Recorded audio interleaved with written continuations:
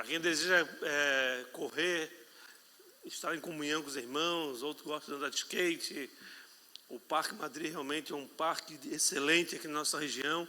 Fazíamos no Pedra Branca, só que entramos em reclamação porque o piso ali é impróprio para corrida, porque está muito rachado, muito quebrado, e lá no Parque Madrid não, está ótimo. Então, com o objetivo de levar o povo a correr, a caminhar, a se exercitar, nada melhor do que ir para um lugar mais adequado. Ok? Feche os olhos um momento, vamos orar.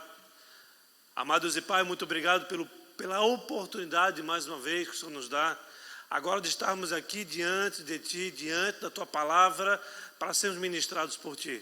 Que a Tua mensagem entre no nosso coração, que ela faça diferença para esses dias que estamos vivendo e que possamos ser acrescentados, ser conduzidos e de forma sobrenatural, que nós possamos viver tudo aquilo que o Senhor deseja viver, mesmo quando nossos olhos não veem, mas nossa fé avança e nós acreditamos que tudo pode acontecer da forma que o Senhor planejou. Em nome de Jesus, nós nos conduzimos a Ti, pedimos a Tua guarda e proteção, para que nada saia dos Teus planos, em nome do Senhor Jesus. Amém. Amém, igreja? Glória a Deus.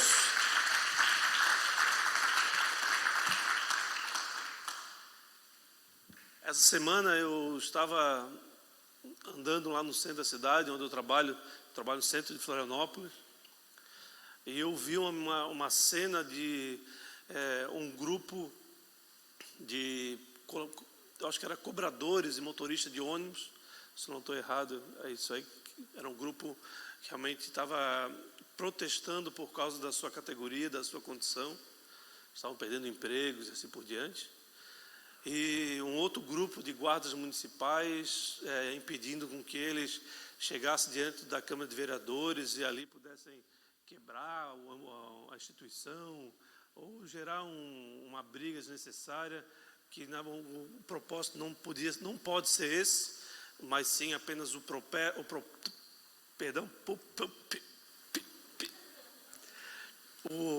protesto, né, de reivindicar os direitos que têm sido usurpados por algum motivo ou pelo entendimento deles. Mas eu achei estranho porque o mesmo grupo de guardas que também trabalham para a mesma prefeitura estavam ali defendendo um local, enquanto que o outro grupo, que de uma certa maneira, talvez não direta, mas indireta, também está trabalhando para a prefeitura, um confrontando com o outro. E eu acredito que ali naquele momento algumas atitudes de ambos os lados, elas não eram devidas, não foram bem-vindas, mas olhando sobre o ponto de vista, nenhum dos dois ali estavam totalmente certos daquilo que estava fazendo, porque a Guarda Municipal ela não foi convocada para bater no contribuinte, e o contribuinte não foi convocado, ou um grupo de pessoas não foi convocada a se direcionar a um local para quebrar aquilo que nós temos pago com nossos impostos. Então, esses paradigmas que têm acontecido, essas guerras de grupos antagônicos na nação brasileira, isso tem ferido muito a nação, tem ferido jovens, ferido famílias, ferido a sociedade, ferido pais e filhos, mães que têm ido atrás dos filhos no ambiente de guerra, como aqueles antifas, onde a mãe puxa um filho pelo cabelo, várias questões totalmente indevidas, impróprias, ou no mínimo que não deveriam acontecer, estão acontecendo por questões geralmente políticas, ideológicas, e isso supre todo a palavra de Deus, supre o propósito de Deus, a vontade de Deus sobre uma sociedade, sobre uma família, sobre uma vida. No entanto, amados, isso é algo que não acontece somente agora. Isso já vinha acontecendo há muitos séculos. A cada período, quando a moral ela é diminuída, ela é colocada em questionamento, um outro grupo se levanta para guerrear, e quando esse grupo se levanta para guerrear, a moral ela volta a se fortalecer, o outro grupo vem a diminuir as suas forças. Isso, como um ciclo interminável, tem acontecido desde o início da sociedade humana, desde o início da criação do homem. E tem um período nas Escrituras ao qual Jesus relata um momento como esse, um momento onde existem dois grupos distintos, mas que fazem parte da mesma sociedade. E é sobre esse texto, um pouco longo hoje, nós vamos ler 21 versículos, mas é importante para que nós possamos entender aquilo que Deus quer falar a mim e a você nesta noite. Amém? Convido você a abrir a Bíblia no livro de Lucas, no capítulo 15, versículo 11. Lucas, capítulo 15, versículo 11.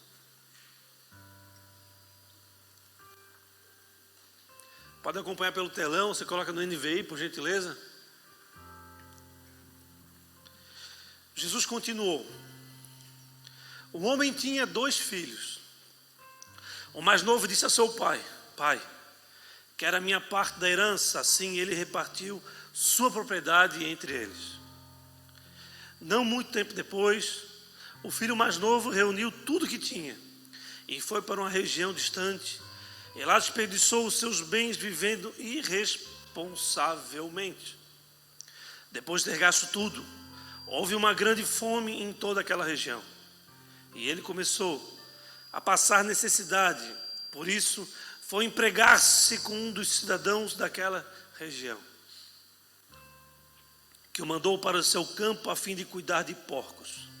Ele desejava encher o estômago com as vagens de alfarrobeira que os porcos comiam, em algumas versões, bolotas de alimentos, mas ninguém lhe dava nada. Caindo em si, ele disse: quantos empregados de meu pai têm comida de sobra, e eu aqui morrendo de fome? Eu me porei a caminho e voltarei para meu pai e lhe direi: Pai, pequei contra o céu e contra ti. 19. Não sou mais digno de ser chamado teu filho. Trata-me como um dos teus empregados. A seguir, levantou-se e foi para seu pai. Estando ainda longe, seu pai o viu e, cheio de compaixão, correu para o seu filho e o abraçou e beijou. O filho lhe disse: Pai, pequei contra o céu e contra ti. Não sou mais digno de ser chamado teu filho. Mas o pai disse aos seus servos: depressa, tragam a melhor roupa e vistam nele. Coloquem um anel no seu dedo e calçados em seus pés. Tragam um novilho gordo e matem-no. Vamos fazer uma festa e comemorar. Pois este meu filho estava morto e voltou à vida. Estava perdido e foi achado. E começaram a festejar. Enquanto isso, o filho mais velho estava no campo. Quando se aproximou da casa, ouviu a música e a dança. Então chamou um dos seus servos e perguntou-lhe o que estava acontecendo. Este lhe respondeu: seu irmão voltou e seu pai matou o novilho gordo, porque o recebeu de volta são e salvo. O filho mais velho encheu-se de ira e não quis entrar. Então seu pai saiu e insistiu com ele. Mas ele respondeu ao seu pai: olha, todos esses anos tenho trabalhado como um escravo ao teu serviço e nunca desobedeci às tuas ordens. Mas tu nunca me deste nenhum cabrito para eu festejar com os meus amigos. Mas quando volta para casa esse seu filho, que esbanjou teus bens com as prostitutas, matas o novilho gordo para ele.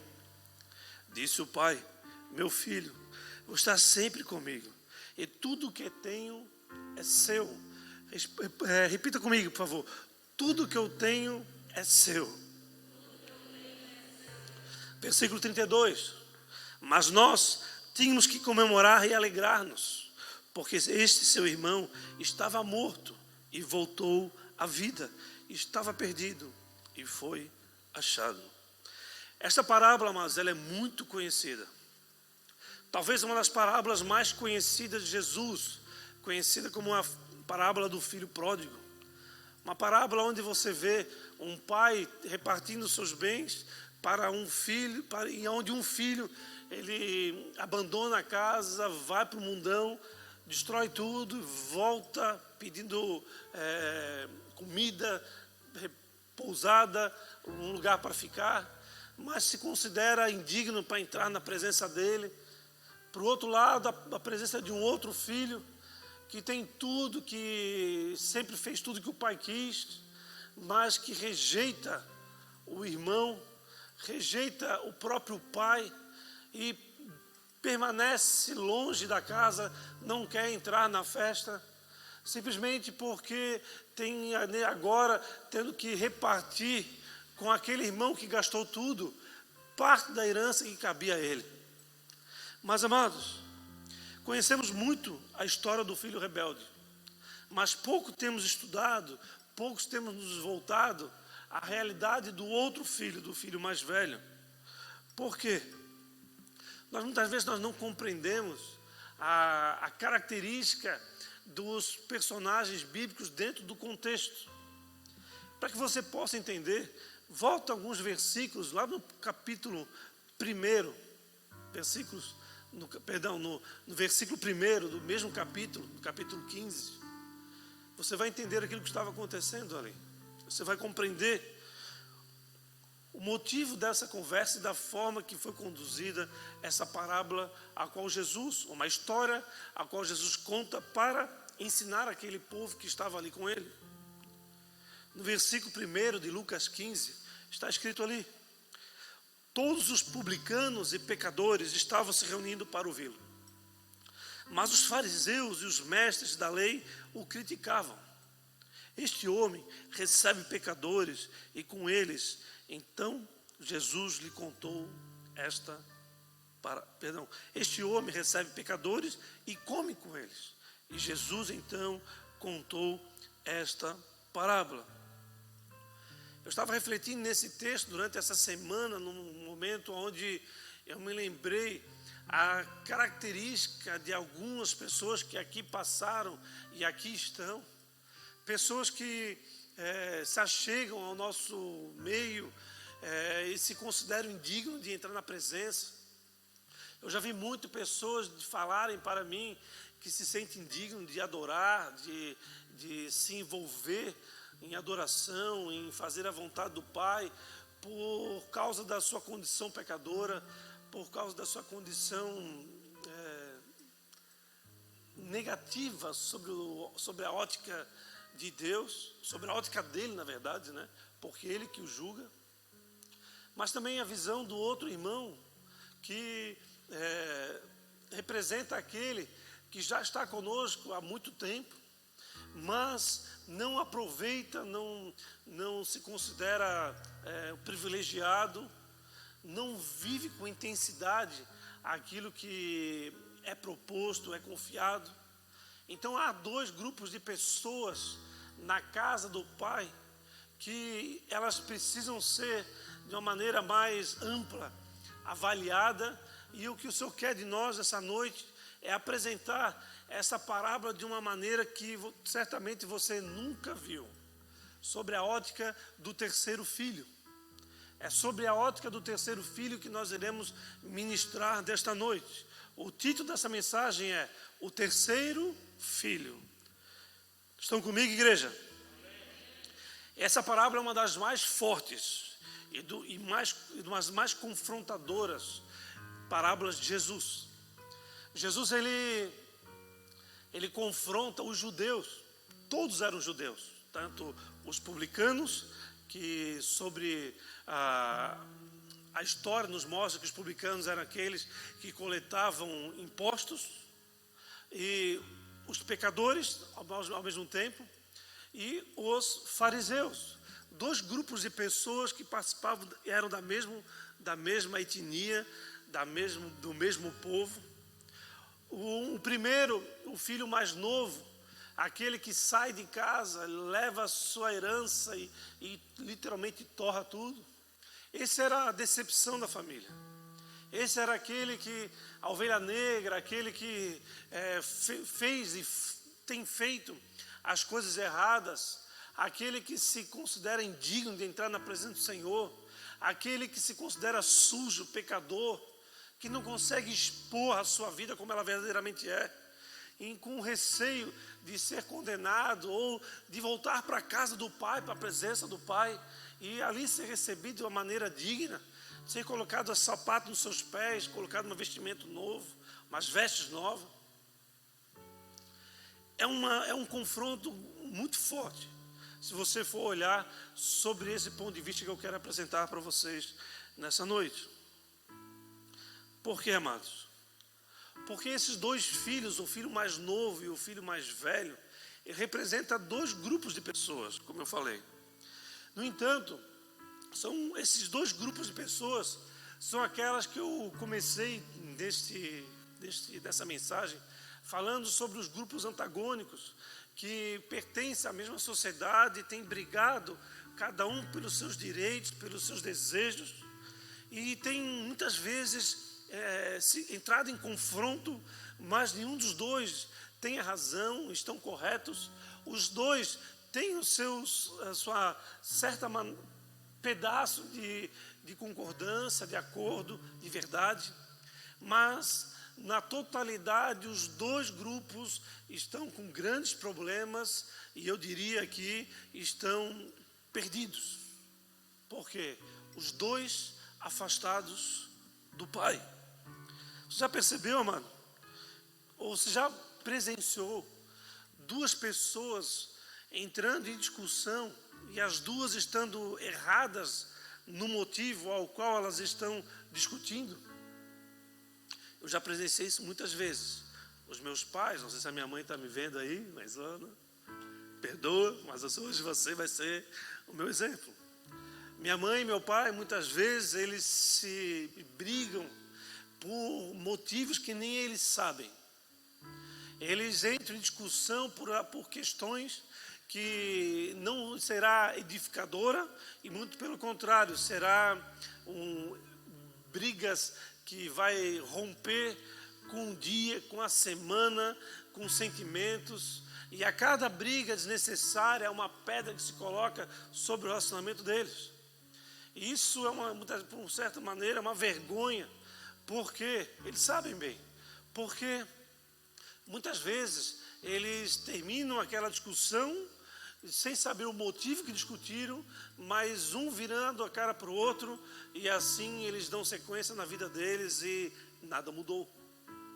E assim nós podemos ver, às vezes eu e minha esposa, você, o seu esposo, a sua esposa, o seu irmão, com o pai, com o empregador, ou você participando de um grupo desse antagônico, querendo reivindicar os seus direitos, mas no momento de reivindicação, passar os limites das regras morais, de comportamento baseado naquilo que Cristo tem para nós.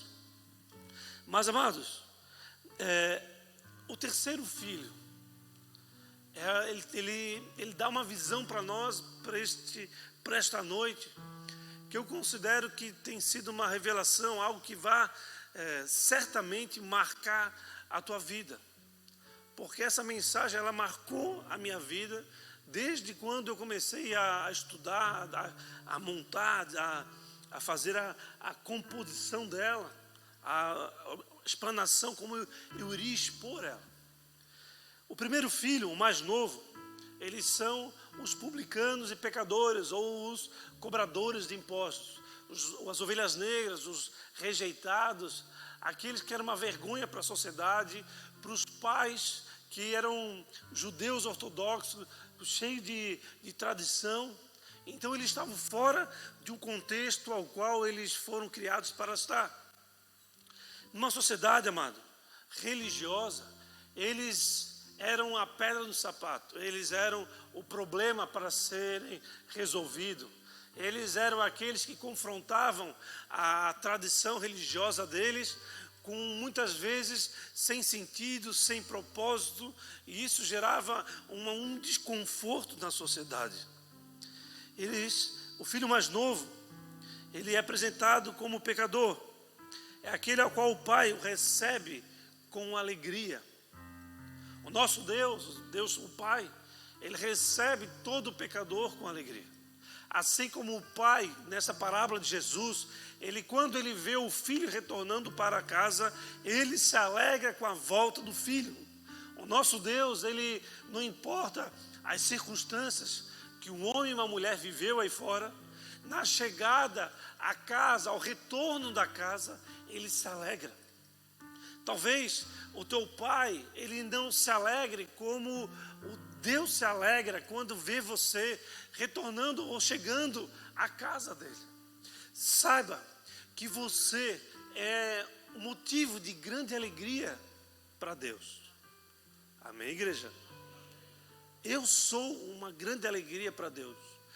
Cada um de vocês é um motivo de grande alegria para Deus, independente da circunstância ou da vida que você levou ou ainda está levando lá fora. Deus, ele quer que você entre na presença dele. Ele quer trocar as tuas vestes, ele quer te dar uns sapatos de pregação do evangelho, ele quer te dar um novo tempo, uma nova oportunidade para viver aquilo que ele programou, projetou desde o dia que você foi formado no ventre da sua mãe. O irmão mais novo, amado, ele simplesmente é aquele que está envolvido em satisfazer a sua própria vontade. Ele não está preocupado com a sociedade, com aquilo ao qual o pai está pensando. Ele está preocupado somente em fazer o seu próprio bem, as suas próprias conquistas, a sua própria vontade, o desejo do seu coração. O irmão mais novo, ele pensa que se é que Deus existe, que existe um Deus, o que vale é ser feliz e curtir a vida. O filho mais novo, aquele que abandona a casa do pai e se volta para os seus próprios desejos, ele perde a percepção daquilo que a eternidade tem sobre a vida dele. Ele gera um coração duro, capaz de fazer com que ele não perceba quão abençoado ele já é. Estão comigo?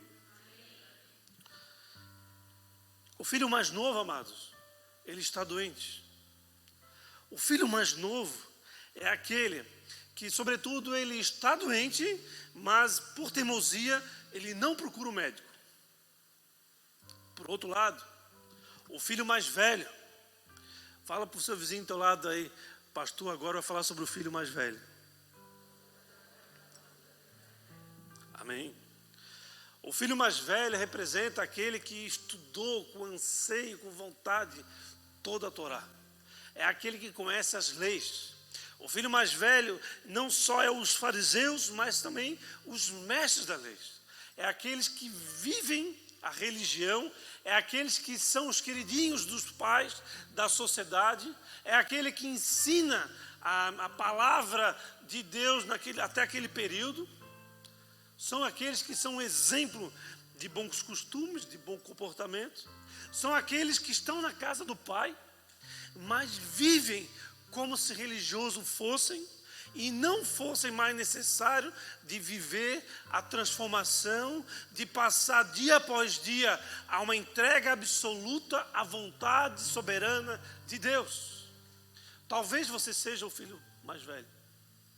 Talvez você seja o filho mais novo. Mas talvez você seja aquele que deseja ser o terceiro filho.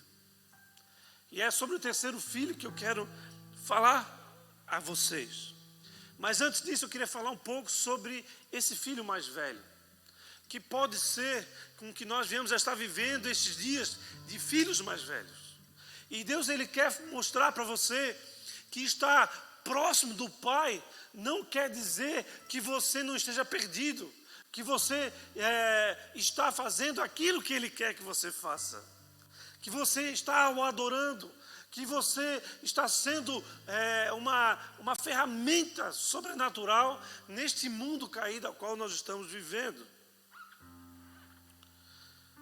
O filho mais velho é aquele que está em casa, mas não valoriza nada que está sendo feito. O filho mais velho é aquele que valoriza tudo que é belo e é bem apresentado, mas não olha para aquilo que é eterno. O confronto, amados, com as palavras de Jesus faz o filho mais velho virar inimigo do pai. Muitas vezes aqui estou eu trazendo uma mensagem que pode sim ferir você. Talvez um outro ministro, não só neste altar, mas num outro altar, num outro ambiente, venha trazer uma mensagem para você que você se sente confrontado, ofendido, afrontado, e você a princípio não entende aquilo que Deus está querendo fazer na sua vida, e de uma certa maneira você, por se sentir ofendido, você se torna inimigo do Pai, inimigo de Deus, fazendo aquilo que é contrário à sua vontade, a sua vontade soberana sobre a sua vida, abandonando então a sua identidade, abandonando aquilo que o próprio Pai te confiou, abandonando o ser e o realizar que Deus te envia, o ide. Mas, amados, afinal, ver o pecador retornando para sua casa e ainda sendo recebido com festa, e ainda mais, sendo utilizado a sua herança para ser beneficiado novamente, isso é duro, né? É brabo.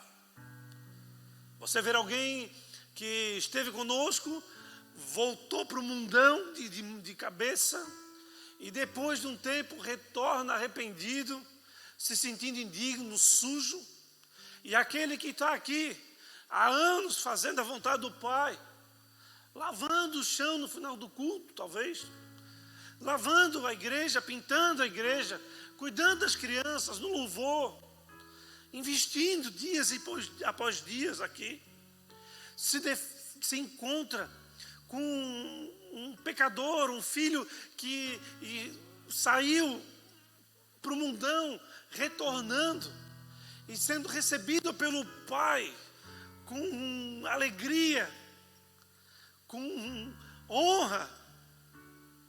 Muitas vezes fere a nossa religiosidade, fere o nosso caráter, fere aquilo que nós pensamos que somos, moralmente soberanos, superiores. O filho mais velho é aquele que por anos e anos está fazendo a vontade de Deus, por estar servindo, por ter boas obras, por estar fazendo acertos, por estar abandonando os erros, abandonando os pecados. É aquele que se encontra no seu entendimento capacitado a se tornar um juiz e passa a julgar aquele que está no mundo ou aquele que falha, aquele que erra, mas não percebe que da mesma forma está longe de Deus. Religioso, vivendo a sua própria vontade, mas agora sobre uma outra característica, sobre uma outra forma. O queridinho, o fariseu, o mestre da palavra, aquele que conhece a palavra, mas no seu dia a dia só comete atitudes que demonstram a sua distância, a sua longa distância de Deus. Infelizmente, muitos de nós têm estado por estes dias, por este caminho. Dias difíceis como hoje, como o qual nós estamos vivendo, eles certamente irão formar filhos fortes, filhos guerreiros, os terceiros filhos. Mas só que muitas vezes, por viver dias difíceis, nós temos nos deparado ao acreditado que estamos fortes, capacitados, a não nos dobrarmos diante do Senhor, a não nos envolvermos com aquilo que Ele quer que nós venhamos a nos envolver, a não nos alimentarmos, a não nos dobrarmos diante daquele que é capaz de te levar para o céu ou não. Nós temos vivido dias onde nós temos achado, como um capacitado que somos, para julgar o próximo, para fazer escolhas que não tem, é por aí.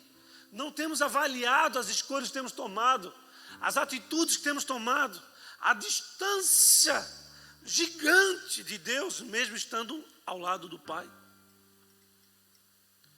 Por você estar aqui, talvez os presbíteros que estão aqui em cima não estão ali porque são os preferidinhos do Pai, não. Eles estão ali em cima simplesmente para dar lugar para vocês aqui embaixo. Estão ali correndo risco e dando um vadeiro ali de cima. Não são diferenciados de ninguém. Mas são sim aqueles que muito foi dado e muito será cobrado. São aqueles que sobem, mas para descer. Como aquele exemplo que eu sempre dou, que o Filho de Deus, ele cresce para baixo como rabo de cavalo. Cada vez mais próximo dos pés do Senhor, do chão, do pó. O grande mistério, amado, sobre a palavra de Deus, é que os pecadores, eles são atraídos por Deus. Cada um no seu tempo, cada um no seu dia. Eu levei 3 anos, a minha esposa se converteu 3 anos antes de vir. Por 3 anos ela clamou, nas madrugadas ela botava a mão na minha cabeça. Tinha noite que eu sentia ela vindo com a mão na minha cabeça, orar por mim. Eu assim, sai daqui, capeta. Mas na verdade o capeta era eu. Eu vi ela dobrar os joelhos do lado da cama, 3 anos. Eu quis me separar dela, eu xingava ela. Eu achava que eu estava perdendo a minha esposa linda. E que depois de um determinado tempo ela ia deixar o bigode crescer, o sovaco crescer, e o xalamana crescer também. Mas eu achava isso, eu pensava nisso. Eu pensava que a minha ideia era uma ideia de religião, de alguém moralmente acima da média, de alguém que iria me confrontar, ia confrontar a minha vida regressa nas drogas. Mas na verdade não era ela que iria me confrontar, ou queria me confrontar, ou queria me afrontar, ou queria me ofender. Não era ela, e sim a própria palavra de Deus. E ela intercedeu por longos anos, até o momento que Deus me deu uma grande experiência com ele. E a partir dali eu me envolvi. Mas cada um de nós tem uma história, cada um de nós tem um tempo. Mas o grande mistério, amados, é que o pecador, ele é atraído para Deus. Mas aqueles que se acostumam com a casa, aqueles que se sentem afrontados ou confrontados com uma palavra de Deus, aqueles que se sentem ofendidos, eles se afastam do Pai. Eles não são atraídos, eles se sentem expulsos da presença do Pai. O irmão mais velho, amado, é aquele que por estar com o Pai e congregar, e que se considera apto a ser juiz. O irmão mais velho é aquele religioso que não é provido de compaixão e misericórdia. A compaixão, amado, como aquele que, independente daquilo que a pessoa faz, você, pelas machucaduras de Jesus, você vai continuar abençoando ele. A misericórdia, como Deus revelou através da minha esposa no dia de hoje, algo simples que nós sabemos disso, mas quando nos é apresentado de uma maneira que nos gera uma revelação sobrenatural, como a misericórdia de Deus é aquilo, não é o ato que Deus deixa de tomar quando Ele deveria tomar. É isso? Como é que você falou para mim?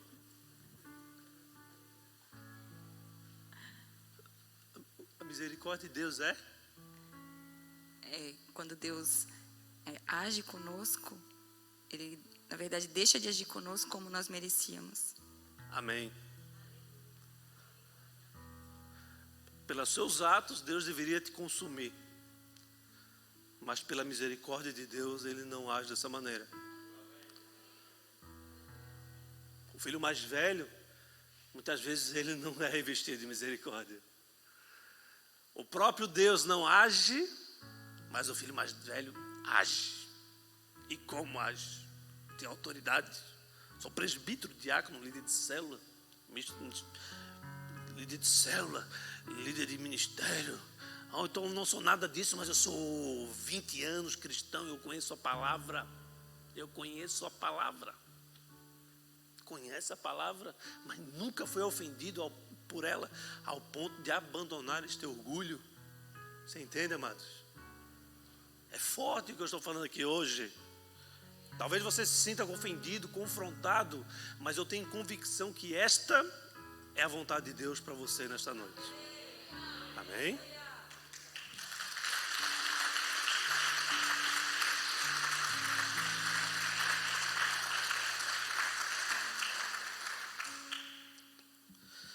Esse segundo grupo, o grupo do irmão mais velho, são aqueles que estão na casa do Pai e se sentem capacitados para julgar o que é certo e o que é errado. O filho mais velho, amado, é aquele que não sabe que está doente. É o mais perigoso. O filho mais novo é aquele que sabe que está doente, mas por teimosia não vai ao médico. O filho mais velho é aquele que não sabe que está doente. Afinal, ele é santo, ele é perfeito, ele age da maneira correta, conforme foi ensinado desde pequenininho. Conforme a sociedade determina que ele ande, ele foi escolhido para ser um ó-concurso, um vice-querubim da guarda real. O filho mais velho é aquele que está acima de todas as coisas, acima até de Deus. Você consegue entender o quão distante podemos estar de Deus, fazendo a vontade dele? Ou acreditando que estamos fazendo a vontade dele? A marca do filho mais velho, amado, além de ficar irado por não ser abençoado, é não valorizar o irmão mais novo. A parábola fala que quando o filho mais velho vê a festa que está sendo dada para o filho mais novo, ele fica irado. Ele ficou irado. Ele não se alegrou com a manifestação do pai ao receber o filho mais novo, perdido. O filho mais velho, aquele que acredita que está acima de todas as coisas, não se alegra com o retorno do pecador. O filho mais velho é aquele que fica indignado, irado, quando alguém que vergonhou a sociedade tem recebido aqui, na casa de Deus, uma possibilidade de se entregar completamente ao Senhor, de fazer a sua vida renovada, transformada. Aqui neste lugar não é lugar de julgamento. Muitas vezes eu não consigo chegar a todos aqueles que por algum motivo têm servido ou vivido como irmão mais velho aqui dentro. Eu e minha esposa, ao longo dos dias, principalmente desses meses que estão acontecendo, nós temos perdido muito tempo com isso, em ministrar os irmãos mais velhos, simplesmente por estar sobre eles a espada do Espírito, a autoridade daquilo que é certo e daquilo que é errado, desprovidos de misericórdia e de compaixão. E nós ali, enquanto era para nós avançarmos, nós temos que dar um pause para ficar discutindo sentimentos que não irá nos levar a lugar algum. O que vivemos na sociedade hoje em dia representa muito bem isso. Grupos antagônicos, o negro com o branco, o homossexual com o heterossexual, o nortista com o sulista, isso com isso, como se fossem parte de duas populações, de dois países. Não entendem que o respeito precisa ser soberano. Não importa se aquilo que a pessoa faz está contrário à tua vontade, você precisa continuar o respeitando, mesmo vocês não estando de acordo. Mas a falta de respeito é algo que tem alcançado as nossas vidas, as nossas casas, as nossas igrejas, as nossas empresas. Aquilo que pensamos é aquilo que é certo e nós temos a autoridade e a espada do Espírito para definir todas as coisas. E ficar irado quando alguém que vacilou retorna ou está tentando retornar, se arrependeu, está voltando para a casa do Pai. As nossas ações têm sido cada dia mais exclusivas e não inclusivas. Nós, como igreja, fomos criados na inclusão de Deus. O próprio louvor que nós estávamos cantando ali, os pedaços. Eu até anotei aqui no finalzinho, muito forte aquele louvor. Se oferece por completo. Ele não se esconde, mas ele se entrega por inteiro. Esse é o nosso Deus. É o Deus que está aqui falando com você e falou comigo. Deixa eu continuar aqui.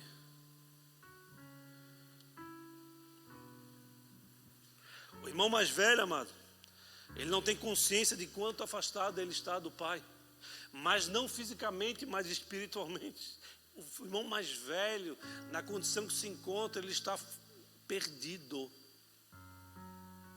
É mais perigoso, pois quando ele percebe que o pai não faz a sua vontade, ele fica irado, ele começa a ficar de mimimi, ficar chateado, ficar angustiado, ficar ofendido, e acaba fechando o seu coração para a própria palavra de Deus, e tem andado por caminhos de autodestruição, ou caminhos que vão levar para longe da própria promessa de Deus sobre a sua vida, sem perceber, simplesmente por acreditar que está capacitado de autoridade, de conhecimento, e a religião tem pego ele e não tem discernido estes dias. É por esse motivo, amados, por esse motivo, que a graça a qual tem sido ministrada em muitos lugares, a graça liberal, a graça que perdoa todos os pecados, que tem conduzido muitos homens e mulheres à sua destruição, ela leva um caminho, tem levado o caminho, muitas vidas, ao afastamento do Senhor. Como se tudo já foi feito, que nada precisasse ser feito. Basta ficar na casa do Pai, pedir perdão para Ele e ser perdoado. Essa graça, na verdade, amado, ela te leva para longe de Deus. Mas a graça de Deus, Ele requer de você tudo. Tudo. Como quem nada tem, como quem reconhece que tudo que tem é a presença do Senhor.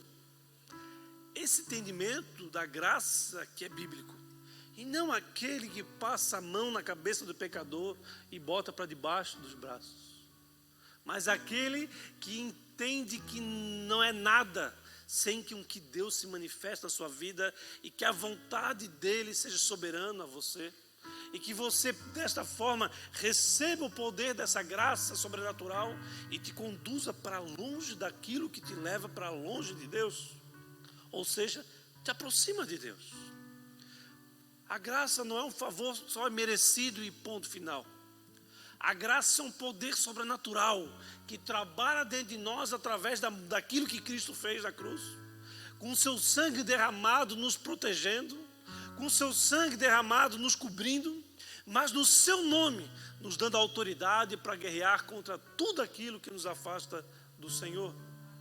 Só que muitas vezes nós estamos aqui diante da mensagem, da palavra, servindo como filhos mais velhos, filhos maduros, homens que conhecem a palavra, mas estamos na graça. E essa graça se torna uma desgraça, porque te leva à perdição. Mas existe um terceiro filho, e você fala assim, ufa, ainda bem que existe o terceiro filho, mas não o terceiro filho da parábola, mas o terceiro filho da revelação de Deus sobre as nossas vidas. Amém? O terceiro filho, amados, é aquele que sabe quem é aquele que reconhece as suas fraquezas e que principalmente busca ser humilde. Porque aquele que não busca ser humilde, ao longo da sua trajetória, ele torna-se orgulhoso. Ele passa a acreditar que está capaz de julgar por conhecer. Mas o que Deus quer de nós é que nós venhamos a nos voltar a Ele. Reconhecer que sem Ele nós somos fracos e nós não somos capazes de conduzir as nossas próprias vidas. Ou se conduzimos nossas vidas, conduzimos por caminhos equivocados. O terceiro filho, amado, representa aquele que entende o que é o pecado. Hoje eu vi uma repórter debruçada sobre uma pilha de livros. E eu fui ver quais são os livros que ali estavam. E a posição dela era como assim, esses livros eles são livros importantes, livros que vocês devem ler, estudar. Mas quando eu comecei a ler os títulos daqueles livros, o que eu entendi é que ela, ao ler aqueles livros, ela não entendeu os livros. Porque se ela entendesse os livros, ela nunca iria indicar aqueles livros. O pecado, amado, não é somente desobedecer os mandamentos de Deus. Olha aqui que eu vou falar agora. O pecado não é somente desobedecer ao mandamento de Deus, ter comportamentos contrários à vontade de Deus. Mas o pecado, amado, ele é sobretudo abandonar o Salvador e se tornar o seu próprio Salvador. O que acontece nos dias de hoje é que nós temos idolatrado celebridades, nós temos idolatrado as nossas próprias vidas, nós temos feito de nós um personagem, aonde a sociedade nos conhece daquela forma, como um filho bom e agradável, legal, mas por trás nós estamos ali completamente destruídos diante daquilo que Deus verdadeiramente deseja de você, para você. O terceiro filho, amados, é aquele que sabe que está doente e procura um médico. O primeiro filho é aquele que não sabia que estava doente, mas por teimosia não procurava o médico. O segundo filho, aquele que capacitado em conhecimento, que se tornou juiz, é aquele que não sabe que está doente. Mas o terceiro filho é aquele que sabe que está doente e procura o médico dos médicos, o Senhor do Senhor, o Rei dos reis, aquele que não nega a ninguém, aquele que se entrega por completo, e aquele que está aqui presente. E ele quer falar pessoalmente a você. Ele quer tocar no teu Santo Espírito, fortalecer o teu espírito. Para quê? Para que o teu espírito fale: aquieta-te, ó minha alma, aquieta-te a minha vontade, aquieta-te aos meus sentimentos. Eu sinto que eu não sei o quê. Tanto sentimento equivocado no nosso meio, queridos. Nós não somos nada sem a presença do Senhor. Se no meio digital você não se apresenta da forma que você é um fake. Você é o filho mais velho. Quando nós apresentarmos diante da sociedade, nós temos que nos apresentar da forma que nós somos, porque senão nós seremos apenas um personagem. Esses dias teve alguém que me criticou porque eu aqui em cima do altar falava das minhas dificuldades, das minhas angústias, dos meus erros, das minhas fraquezas, que eu não deveria fazer assim, não devia falar isso. Isso me chocou. Assim, como assim? Eu vou ser só a metade, então? Então, sob esse ponto de vista, eu posso participar de sociedades ocultas, então, porque eu posso ocultar algumas coisas de vocês? De forma alguma. Eu sou o pecador, eu sou fraco, eu desejo e preciso do Senhor tanto quanto cada um de vocês. Eu só estou aqui pela misericórdia do Senhor sobre a vida de vocês e sobre a minha vida. E Ele me escolheu certamente pela persistência que Ele encontrou na minha vida e não pelos talentos humanos. Mas isso eu não estou nem um pouco preocupado.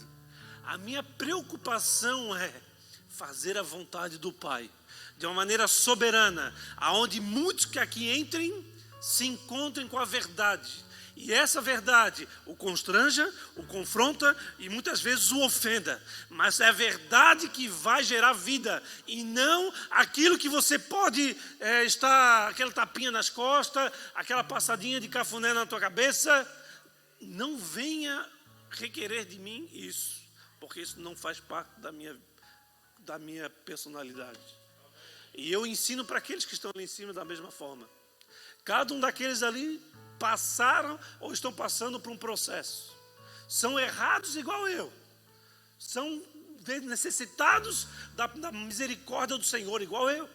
Eles estão ali porque estão num lugarzinho separado, mas porque não estão aí embaixo. Mas na verdade, se fosse olhar pela própria Escritura, eles deviam ter cavado um buraco, se enfiar debaixo do chão, porque eles estão aqui para servir mais a vocês do que cada um de vocês que aqui estão. É isso que representa a autoridade de Deus. A quantidade de entrega e envolvimento à vontade do Senhor. E não no entendimento de que você está moralmente superior ao outro. Eu falo essas coisas com muito temor. A principal característica do terceiro filho, amados, é a adoração. Adoração não como louvor com alguém que, senão eu estava perdido, né, querido? Se fosse olhar, não, adoração é o louvor, eu estava morto e execrado. Adoração como no sentido de independente daquilo que vai acontecer com você, você vai continuar fazendo aquilo que Deus quer que você faça. Sofrendo dano ou não, mas permanece fiel à verdade, aos princípios e valores eternos. Isso é adoração. Também, claro que dentro da adoração tem o louvor, porque o louvor tem um poder sobrenatural de conectar o nosso espírito ao Espírito de Deus, a atrair a presença do Senhor, a mover o trono de Deus sobre este lugar, e nós possamos ver anjos subindo e descendo, recebendo adoração, para alimentar o trono com pedras afogueadas, como está lá em Ezequiel. A maneira, mano, como o terceiro irmão vê o mundo é marcante, é poderosa. Ele não vê o outro sobre a visão do que é melhor, do que é mais capacitado, mas de quem vê no próximo, ou vê alguém de que precisa tanto de Deus quanto ele mesmo. É quando rompe todas as artimanhas da religiosidade, todas as artimanhas do sentimento de estar moralmente superior, de estar capacitado para ministrar o outro sem passar pelo próprio ministração, ou pela própria ministração, ou pela própria busca necessária de alimento sólido, que só o Senhor é capaz de nos dar. A maneira é marcante, como o terceiro irmão vê o mundo. O que se torna o terceiro filho, amado, ou o terceiro irmão, terceiro filho, podemos dizer assim, não é fazer as coisas boas, é ser um bom filho, um bom pai, uma boa mãe. O que te torna o terceiro filho, o que te torna aquele que se reconhece a necessidade de buscar e estar no Senhor, não é você ter bom comportamento, não é você ser um bom pai, não é você ser uma boa mãe, não é você ser um bom filho, obediente a teu pai e a tua mãe, mas você ser luz e sal da terra. É você fazer diferença onde você estiver, mesmo que seja dentro da tua própria casa.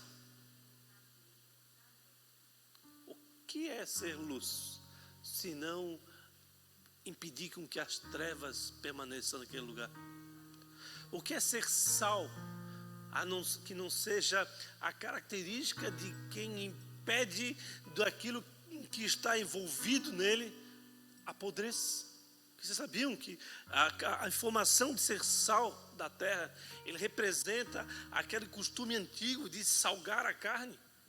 Talvez vocês quem não conhece o que é salgar a carne, levanta o braço. No passado, eu tive experiência com isso. Não existia geladeira. Então o que eles faziam? Eles matavam um animal, um porco, um boi, uma ovelha, e eles pegavam o animal, separavam tudo em picanha, costela, maminha, aquela coisa toda, que é uma delícia para quem gosta. Mas como é que ele vai fazer? Não tem geladeira, como é que ele faz? Vai procurar gelo na Antártica? Não. A própria banha do animal, eles colocavam numa vasilha, eles embebedavam aquela carne no óleo. Mas para que eles embebedavam aquilo no óleo?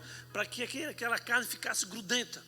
E ao fazer isso, eles botavam essas carnes em cima da mesa, e em cima dessa mesa eles enchiam de sal grosso.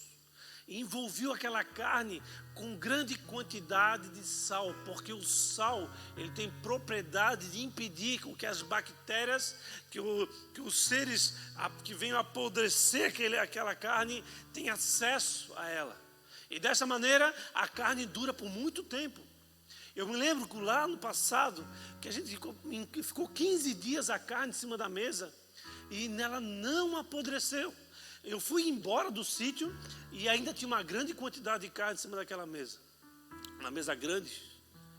Isso era o costume antigo de salgar a carne para preservá-la. Então, quando nós somos sal da terra, somos aqueles que preservam, não aos nossos costumes ou ao nosso entendimento que são moralmente superiores, mas a palavra de Deus, sendo fiéis e leais ao Senhor, e não à nossa vontade, o nosso desejo, o nosso sentimento. Glória a Deus, ela não caminha, ela navega.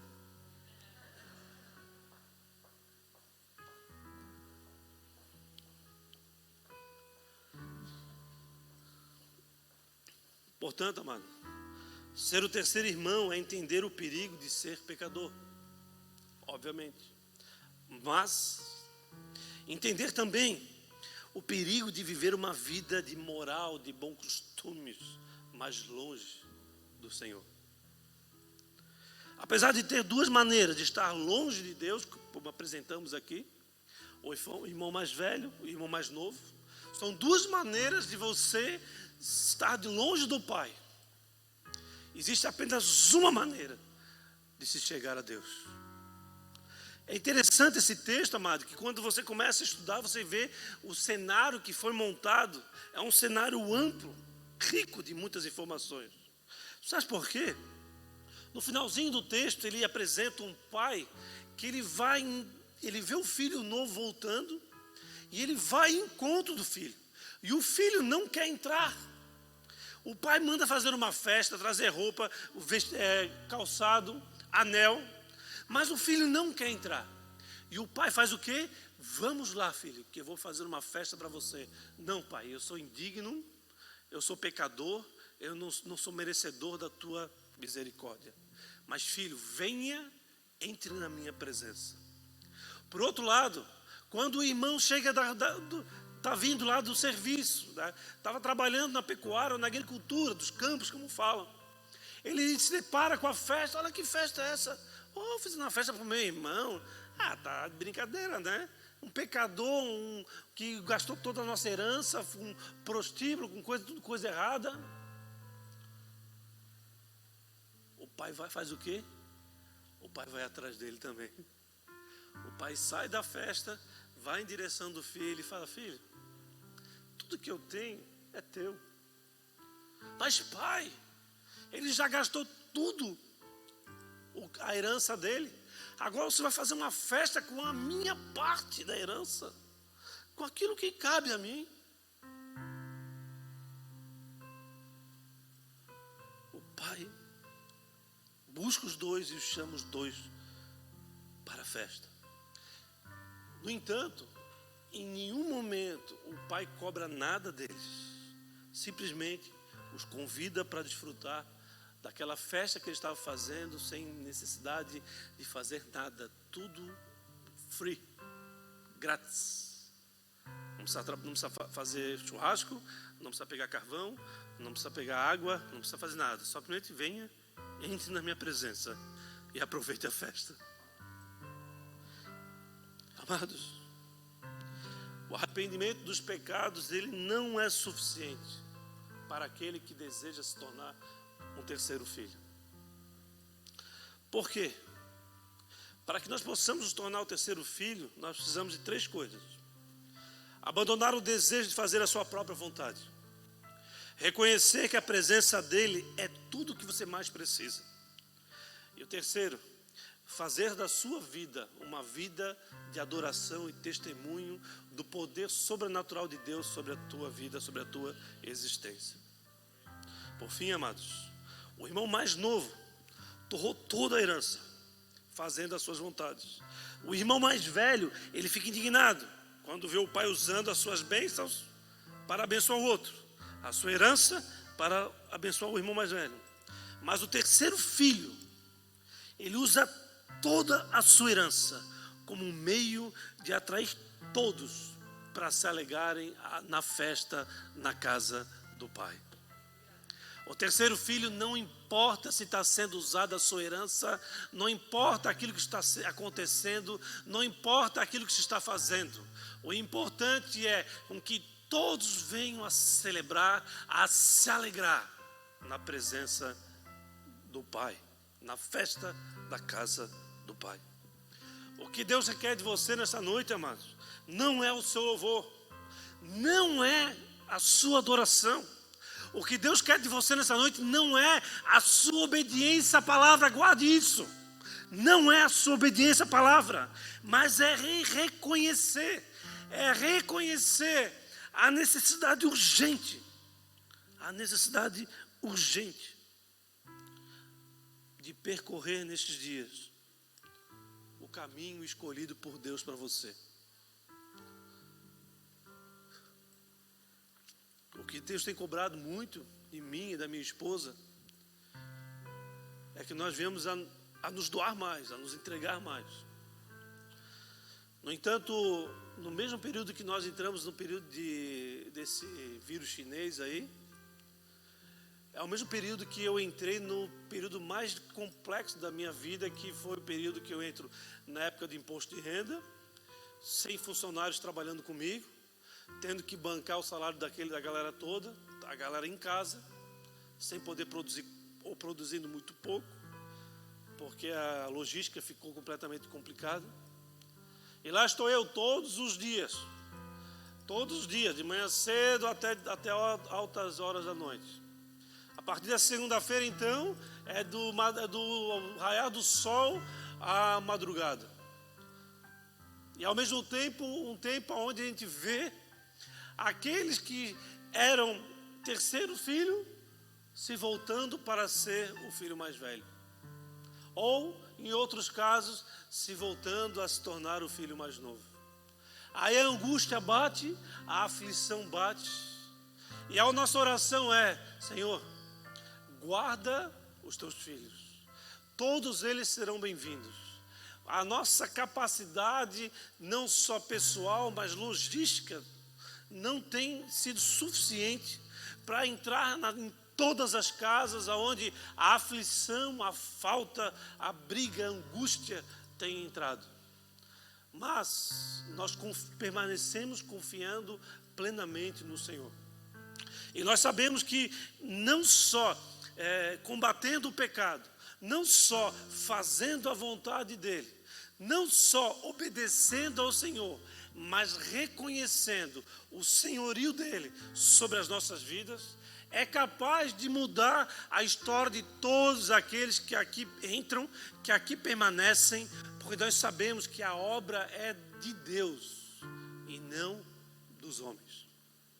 Serviu então para que nós não viemos a nos tornar os filhos mais velhos e reconhecer a necessidade de reorganizarmos as nossas vidas para entender que há um terceiro filho, há uma terceira posição, uma terceira forma de conduzir as nossas vidas, não como quem sabe, mas como aquele que é necessitado da manifestação e do poder de Deus. Não é somente de comportamento e atitude que Deus requer de você nestes dias, mas o reconhecimento da nossa fraqueza, de reconhecer que nós somos desprovidos de seguir ao Pai, se não for por intermédio de Jesus, da sua palavra. Portanto, se você de alguma maneira tem se sometido em buscar em Jesus, que é o verbo, que é a palavra de Deus, e tem terceirizado isso sobre cultos, sobre palavras, e de uma certa maneira tem gerado o Salvador na sua própria vida, ou na vida de terceiros, de ministros do Evangelho de extrema qualidade, que o Brasil está cheio, isso pode fazer de você alguém que está doente, mas não sabe que está doente. O que Deus quer de nós essa noite somos todos doentes, necessitados do médico, e o médico ele está aqui para curar os nossos corações, para curar as nossas vidas, para atrair a Ele todos os nossos desejos, as nossas vontades, de maneira que a vontade dele seja soberana e não a nossa.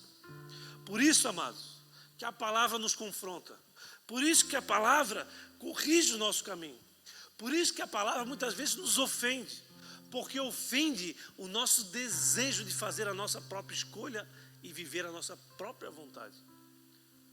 É tempo de nos posicionarmos. Ou você está em Deus, ou você está na casa do Pai. Ou você está no Senhor e fazendo aquilo que Ele quer que você faça, ou você está fazendo a sua vontade. O muro não pertence a Deus. A incerteza não vem do Senhor. A relativismo ou a relatividade das coisas não vem de Deus. Tudo pode ser relativo, menos a palavra do Senhor, que é absoluta. Tudo irá passar, menos a palavra de Deus.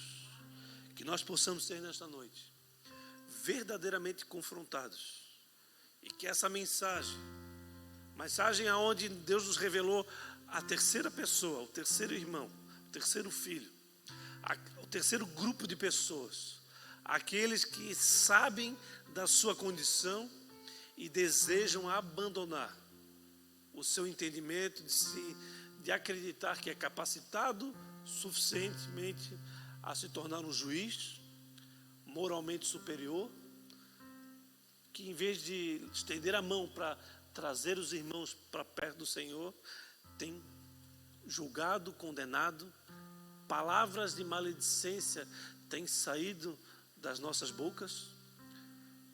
Se nós pudéssemos ter as nossas vidas com os nossos dias gravados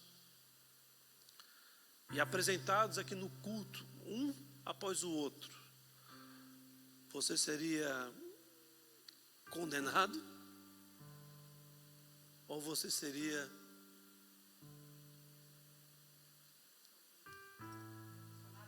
absolvido?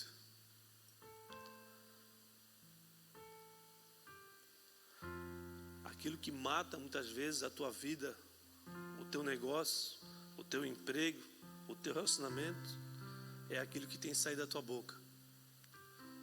E nós não percebemos, porque nós acreditamos que nós somos capacitados ou capazes de levantar a nossa voz para condenar e julgar alguém, mal entendendo que nós somos tão pecadores quanto o outro, e muitas vezes condenados, e aquele a qual nós estamos nos direcionando de uma maneira cruel, salvos. Eu não tenho certeza da salvação, não. Uma vez foi feita uma cura, libertação na minha vida, e perguntaram se tem certeza da cura, da salvação. Eu nem sabia o que era isso na época. Eu creio sim que eu sou salvo, corrigindo, mas eu creio que nesse processo nós podemos desagradar demais ao Pai, e com isso ter uma vida longe dele, que nos leva para longe dele. A palavra de Deus, ela é soberana. O homem pode interpretar, mas ele não pode ter certeza da sua interpretação. O que nós precisamos ter certeza é que Deus é misericordioso, que Deus é compassivo, que o seu amor, ele atraiu para si a todos nós, independente das nossas circunstâncias, e que nenhum de nós foi capacitado a julgar e condenar a ninguém. Talvez aconselhar, mas a pessoa não querendo receber os seus conselhos, não cabe a você a levar ele para longe, afastá-lo de si, mas sim de permanecer em oração, em intercessão. O teu papel foi de cumprir a vontade de Deus. O teu chamado de filho é fazer a vontade do Pai. Só que nós temos vivido dias onde acreditamos que, por moral acima da média, podemos definir ou conduzir a vida de outra pessoa. Eu não faço isso. O único que deve fazer isso é o nosso Deus, conhecedor dos céus e da terra, criador dos céus e da terra, conhecedor do passado, do presente e do futuro, e que requer que você esteja ao lado dele na eternidade. Ele é Deus. Ele não pede opinião para ninguém. Ele é o mesmo ontem, hoje e sempre. Ele reina sobre todos os reinos. O reino dele é soberano. Independente das circunstâncias que o homem faz aqui no mundo, do afastamento de Deus, ele permanece soberano. Ele é misericordioso ao ponto de ver um assassino se dobrar diante dele e ele o receber de volta, trocar as vestes, botar o sapato, botar o anel no dedo e trazer ele para a festa. Você deseja entrar na festa que o Pai te chama nesta noite? Você verdadeiramente deseja entrar na presença do Pai e na festa que Ele fez para o pecador com a tua herança?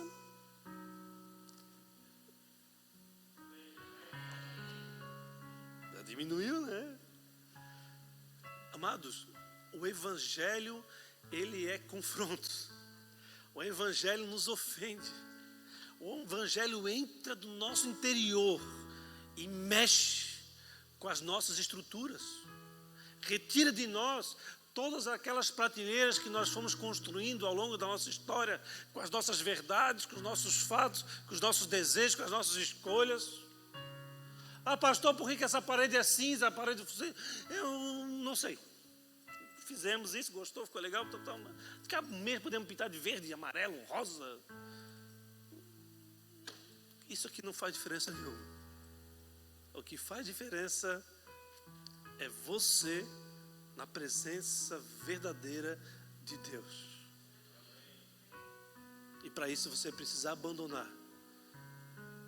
todo aspecto de fariseu, de mestre da lei, que se levanta a julgar, ou então a característica de publicano, que se debruça no pecado e não se permite se revestir do temor de Deus. Amém, irmãos? Que essa mensagem ela seja duradoura no teu coração. Que essa mensagem ela não seja uma mensagem aonde você possa celebrar. Pastor, que palavra. Não. Que essa palavra possa fazer de você sair daqui indignado com você mesmo. Possa fazer você sair daqui angustiado de não estar fazendo a vontade de Deus. Pode fazer você sair daqui ofendido, confrontado, afrontado, mas entendendo que Deus está promovendo isso porque Ele quer que você entre na presença, na festa que Ele está promovendo para você. Ele vai atrás de você e Ele não requer de você nada, apenas que você venha. Amém? Feche os olhos, amado, baixa a cabeça.